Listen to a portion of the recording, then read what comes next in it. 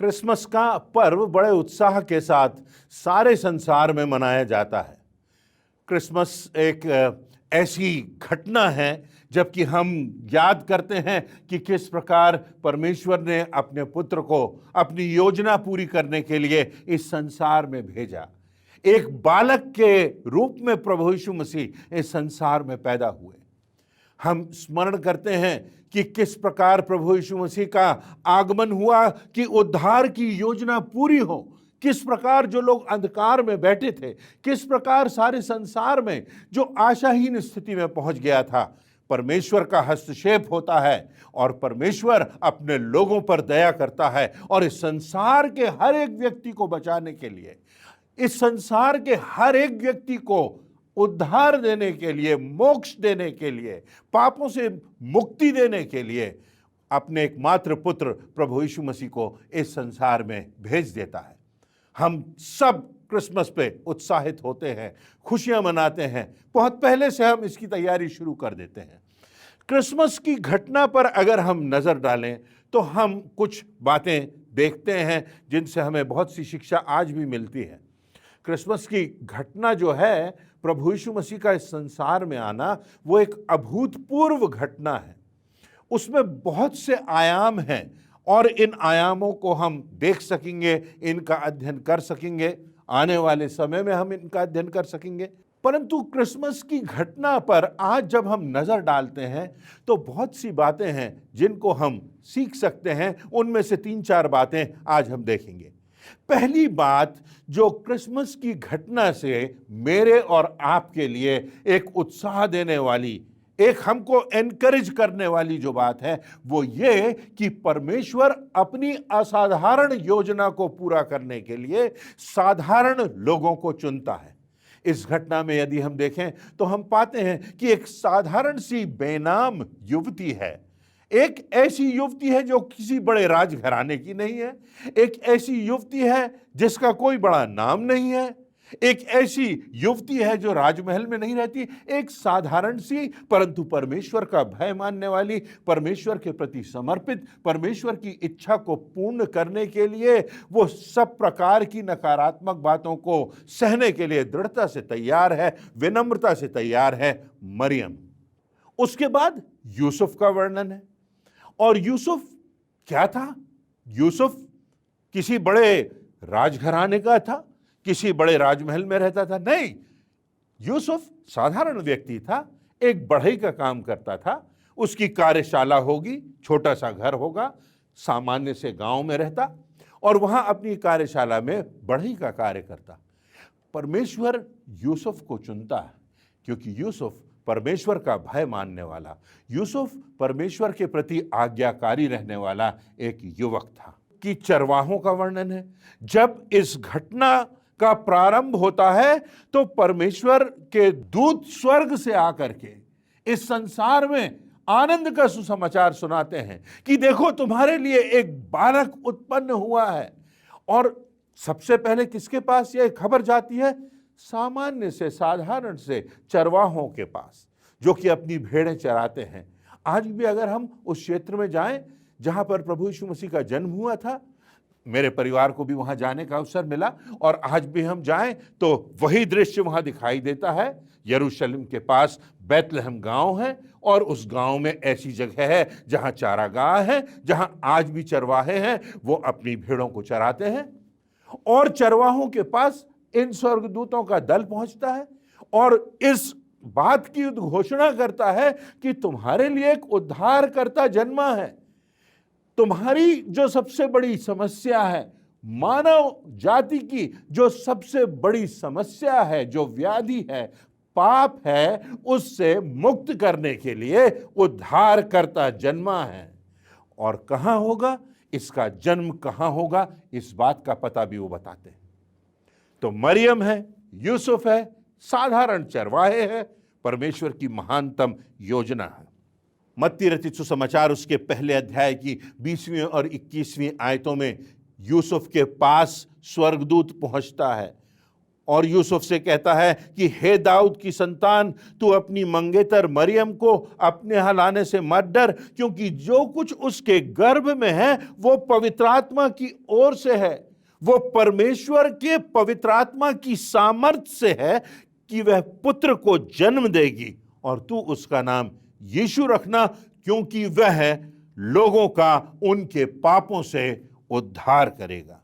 यहां पर अगर गौर करेंगे हम तो साधारण सा यूसुफ है और परमेश्वर का वचन उसके पास पहुंच रहा है कि मंगेतर जो तेरी है मरियम, उसके गर्भ में जो कुछ है वो परमेश्वर की सामर्थ्य से है।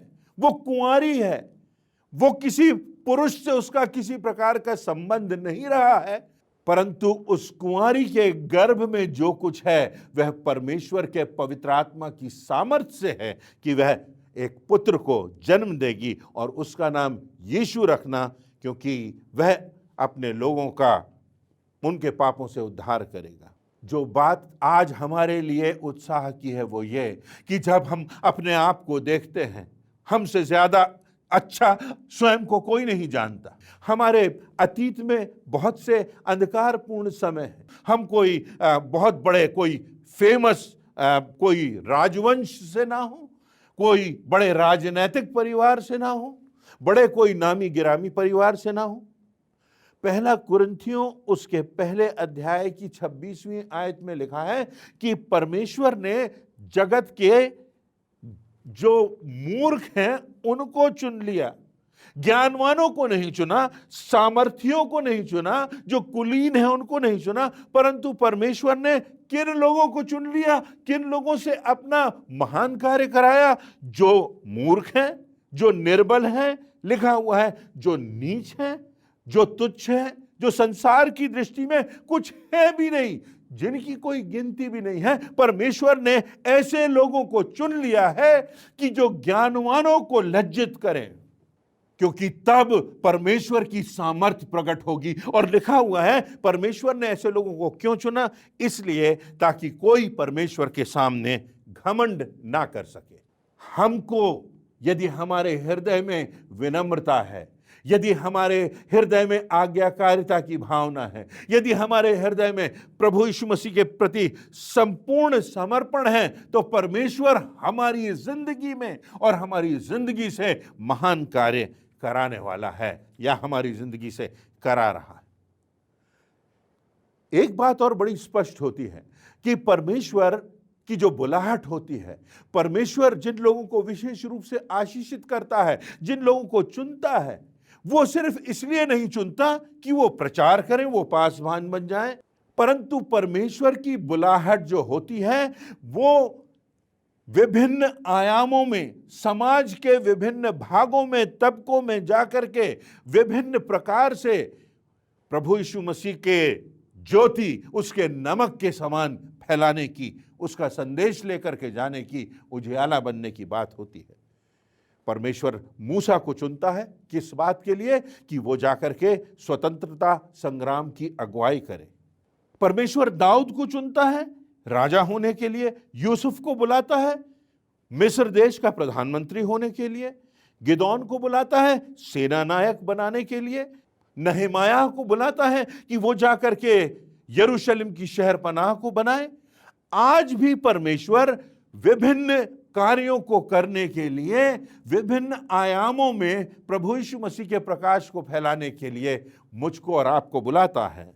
किसी को शिक्षक होने के लिए, किसी को चिकित्सक होने के लिए, किसी को शासन तंत्र में रह करके कार्य करने के लिए, किसी को वकालत करने के लिए, किसी को तकनीकी के कार्य करने के लिए, भिन्न भिन्न कार्यों के लिए परमेश्वर अपने लोगों को चुनता है जो विनम्र हैं, जो आज्ञाकारी हैं, जो उसके प्रति समर्पित हैं और जो ये कहने को तैयार हैं कि मेरी नहीं परंतु तेरी इच्छा पूरी हो। हमको अपनी योग्यताओं को पहचानना है और इस बात को जानना है कि हम जहां भी हैं, जो भी हैं, जिस क्षेत्र में भी हैं, हमको प्रभु यीशु मसीह की ज्योति को फैलाना है। जैसे थोड़ा सा नमक बहुत से आटे को प्रभावित करता है, इस प्रकार हमको इस संसार में प्रभु यीशु मसीह के उद्धार का, उसके प्रेम का, उसकी क्षमा का संदेश लेकर के जाना है। रोमियो की पुस्तक उसके 12वें अध्याय की 5वीं आयत के आगे लिखा हुआ है कि जैसे एक देह होती है और उसमें बहुत से अंग होते हैं, वैसे ही हम भी हैं। मुंह का कार्य कुछ और है, आंख का कार्य कुछ और है, कान का कार्य कुछ और है। इसी प्रकार लिखा हुआ है, जिसको जो योग्यता मिली है, जिसको जो वरदान मिला है, वो उस वरदान को पहचाने और उस क्षेत्र में लगा रहे, उस क्षेत्र में आगे बढ़ता जाए। सेवा करने वाला सेवा करता रहे, सिखाने वाला सिखाता रहे, शिक्षा देने वाला शिक्षा देता रहे, जो उपदेशक हो उपदेश दे, अगर कोई दानवीर हो तो वो दान दे, सबसे निष्कपटता से प्रेम रखे, बुराई से घृणा करे, भलाई में लगे रहे। प्रयत्न करना जब है तो आलसी ना हो, और लिखा है आत्मिक उन्माद में भरे रहो और प्रभु की सेवा करते रहो। जो जहां है, जिस स्थान पर है, जिस आयाम में है, प्रभु की सेवा करते रहो, ये सोचकर कि प्रभु ने हमको चुना है, प्रभु ने हमको योग्यता दी है और हमको उस प्रभु की गवाही देना है। जिस प्रकार से एक कोई स्पोर्ट्स की टीम होती है, क्रिकेट की टीम है, कोई बैट्समैन है, कोई बॉलर है, कोई विकेट कीपर है, हो सकता कोई ऑलराउंडर है, कोई बहुत अच्छा फील्डर है, और सबका कार्य यह है कि मिल करके अपने देश के नाम को ऊंचा करें, जीत की ओर बढ़ें और विजय को प्राप्त करें। उसी प्रकार हमको अपने अपने क्षेत्र में रह करके एक देह के विभिन्न अंगों के समान कार्य में लगे रहना है जो परमेश्वर ने हमको दिया है। दूसरी बात जो हमको, जो शिक्षा की बात है, वो ये कि परमेश्वर बहुत कठिन और जटिल परिस्थितियों में अपने लोगों को तैयार करता है। परमेश्वर जब हमको प्रशिक्षित करता है तो वो आसान बात नहीं होती। हमको कठिनाइयों से, विषमताओं से, समस्याओं से, विरोधाभासों से, अपने लोगों की अवहेलना से, लोगों के उपहास से गुजरना होता है, और ये सब परमेश्वर के प्रशिक्षण का भाग होता है। क्रिसमस के दृश्य में भी ऐसा ही होता है। यूसुफ और मरियम नाम लिखाने के लिए जाते हैं, एक लंबी यात्रा करते हैं, कोई वाहन नहीं है, कोई पेव्ड रोड नहीं है, कोई राजमार्ग नहीं है। संभवतः यह कठिन यात्रा, कई दिनों की यात्रा यूसुफ और मरियम ने बहुत कठिनाई से की होगी, क्योंकि प्रसव का समय निकट है। उनको हो सकता है किसी जानवर की सवारी करके जाना पड़ा हो, और जब वो वहां पहुंचते हैं जहां पर जनगणना होना है, राजा का आदेश है, वहां पर उनको सराय में जगह नहीं मिलती, और तब वो एक गौशाले में स्थान पाते हैं, और गौशाले की चरनी में प्रभु यीशु मसीह का जन्म होता है। राजाओं का राजा, प्रभुओं का प्रभु, सर्वज्ञानी, सर्वव्यापक, सर्व सामर्थी परमेश्वर, सृष्टिकर्ता जब इस संसार में उतर करके आता है तो उसको सराय में जगह नहीं मिलती, और प्रभु यीशु मसीह का जन्म एक गौशाले की चरनी में होता है। कठिन समय है, और उसके बाद हम ये भी देखते हैं कि जब जन्म होता है, लोगों को खबर हो जाती है, राजा को खबर हो जाती है कि राजाओं का राजा जन्मा है, एक ऐसा राजा जन्मा है जो सबसे महान है। और तब राजा हेरोदेस घबरा जाता है कि ये दूसरा कौन सा राजा, महाराजा, राजाओं का राजा पैदा हुआ है, और इसलिए वो हुक्म निकाल देता है कि 2 वर्ष और उससे छोटे बच्चों का कत्ल करा दिया जाए। और तब आप कल्पना कर सकते हैं कि किस प्रकार से सैनिक निकलते हैं और घरों में जाकर के 2 वर्ष और उससे छोटे बच्चों की हत्या कर देते हैं। हम तो कल्पना भी नहीं कर सकते इतिहास के उस अंधकारपूर्ण अध्याय की। मत्ती रचित सुसमाचार उसके 2 अध्याय की 13वीं और 14वीं आयत में लिखा है, प्रभु का एक दूत स्वप्न में यूसुफ को दिखाई देकर कहता है, उठ और बालक और उसकी माता को लेकर मिस्र देश को, दूसरे देश को भाग जा, और जब तक मैं तुझसे ना कहूं तब तक वहीं रहना, क्योंकि हेरोदेस इस बालक को ढूंढने पर है कि उसको मरवा डाले। और उसी रात को उसके माता पिता यूसुफ और मरियम प्रभु यीशु मसीह को लेकर के, उस बालक को लेकर के, उस नवजात शिशु को लेकर के दूसरे देश को चले जाते। बहुत से उदाहरण हमको बाइबल में मिलते हैं। यूसुफ जो मिस्र देश का प्रधानमंत्री बना, उसके पहले उसके भाइयों ने उसको गड्ढे में डाला, उसके भाइयों ने उसको गुलाम बनाकर बेच दिया। एक कठिन ट्रेनिंग पीरियड से वो गुजरा इसके पहले कि वो मिस्र की राजगद्दी पर बैठ जाता। बहुत से उदाहरण हैं। इब्राहिम से परमेश्वर ने कहा अपने बेटे को मोरिया पर्वत पर लेकर के उसका बलिदान कर दे, और उस पूरी प्रक्रिया में इब्राहिम की प्राथमिकता उसकी विश्वास योग्यता, उसकी आज्ञाकारिता की परख होती है, जांच होती है, जो आज हमारे लिए गवाही है। दानियल है, जवानी में वो गुलाम बना करके लाया जाता है, सिंहों की मान में डाल दिया जाता है। शद्रक मेशक अबेदनगो हैं, युवा हैं, दूसरे देश से लाए जाते हैं और वो परमेश्वर के अलावा किसी और के सामने दंडवत नहीं करते, झुकते नहीं, और उनको आग में डाल दिया जाता है और वहां पर परमेश्वर की गवाही होती है। नए नियम में हम पाते हैं प्रभु यीशु मसीह के चेलों पर किस प्रकार से सताव आता है, किस प्रकार से उन पर पथरवाह किया जाता है, उनको प्रताड़ित किया जाता है, अधिकांश चेलों की हत्या कर दी जाती। परंतु इन सब बातों में परमेश्वर की योजना है, परमेश्वर की गवाही है, परमेश्वर का कोई प्रयोजन है। कठिन परिस्थितियों से, विषमताओं से, जटिल परिस्थितियों से इस संसार में परमेश्वर अपने लोगों को गुजारता है, और ये उसका प्रशिक्षण जो होता है, इससे हमें निराश नहीं होना।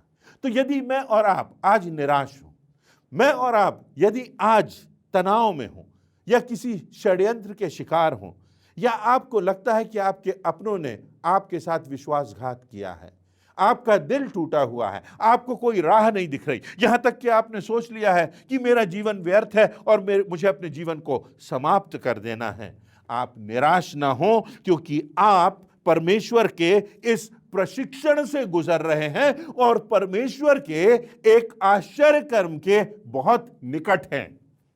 मैं फिर से आपसे कहता हूं, यदि आज आप विषमताओं से गुजर रहे हैं और परमेश्वर की दृष्टि में आप आज्ञाकारी हैं, विश्वास में दृढ़ हैं, तो इस विषमता से गुजरने का अर्थ है कि आप किसी परमेश्वर के आश्चर्य कर्म के निकट हैं। परमेश्वर कठिन प्रशिक्षण से अपने लोगों को गुजारता है। तीसरी शिक्षा जो हमको यहां पर मिलती है वो ये कि परमेश्वर के बड़े बड़े प्रमुख कार्यों का प्रारंभ बहुत छोटे स्वरूप में होता है। समस्त मानव जाति के उद्धार की योजना का कार्य जो सबसे महत्वपूर्ण है, जो परमेश्वर की दृष्टि में हम सबों के लिए, हम में से प्रत्येक के लिए सबसे महत्वपूर्ण कार्य है कि हम अनंत जीवन पाएं, हमारी आत्मा का उद्धार हो। उसका प्रारंभ कहां से होता है? एक छोटे से बालक से। कहां से प्रारंभ होता है? एक गौशाला से, एक चरनी से, एक छोटे से गांव से, एक साधारण से युवक और युवती से। परंतु परमेश्वर का महत्वपूर्ण कार्य है, परमेश्वर का बड़ा कार्य है संसार की दृष्टि में, तो यह एक बहुत छोटा सा कार्य है। क्योंकि एक तरफ एक बालक है, एक माता है, एक पिता है और असहाय है और एक अनजान जगह पर है, और दूसरी तरफ हेरोदेस राजा है, उसका राजपाट है, उसकी सेना है, उसकी शक्ति है, उसके लोग हैं, तलवार लेकर के सेना निकली हुई है कि बच्चों का कत्ल करा दे। छोटे छोटे घटनाओं से, छोटी छोटी बातों से परमेश्वर अपने बड़े बड़े कार्य कराता है।